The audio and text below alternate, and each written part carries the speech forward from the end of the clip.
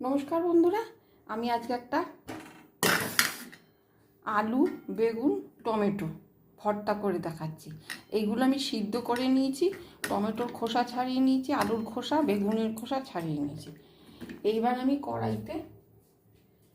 কড়াই বসিয়ে দিয়েছি। কড়াইতে অল্প সাদা তেল দেবো।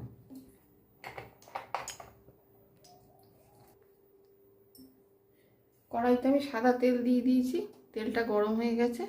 এইবার এর মধ্যে আমি দেবো জিরে আর অল্প জিরে, অল্প সর্ষে ফোড়ন। আপনারা আপনাদের পরিমাণ বুঝে বাড়াবেন কমাবেন। আমাদের তো অল্প, ওই জন্য আমি অল্প দিচ্ছি।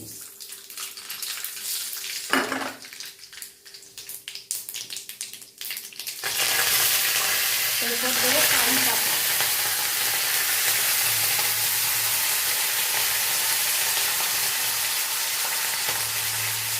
তারপর দেবো পেঁয়াজ।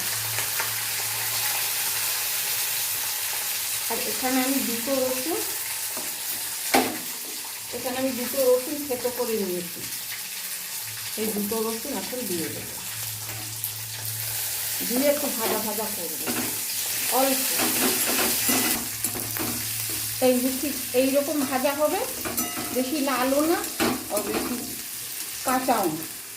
তখন আমি এইগুলো সব দিয়ে দেবো।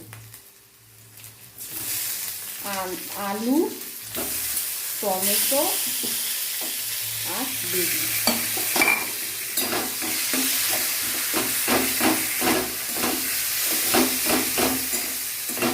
এরপর দেবো একটু লবণ পরিমাণ মতো, তারপর দেবো একটু হলুদ,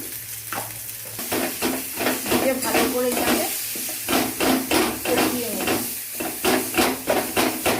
এটা ভাত রুটি সবার সাথে খুবই ভালো লাগবে, একবার খেয়ে দেখবেন। এইবার দেবো ওই লঙ্কা কুচো করে রেখেছি, কাঁচা লঙ্কা, সেইটা। তারপর দেবো কুচানো ধনে পাতা। এবার আমি এটাকে নামিয়ে নেব। এই যে টমেটো বেগুন আলু ভর্তা রেডি। এটা ভাতের সাথে, লুচি পরোটা রুটির সাথে ভীষণ ভালো লাগবে। একবার বানিয়ে খেয়ে দেখুন।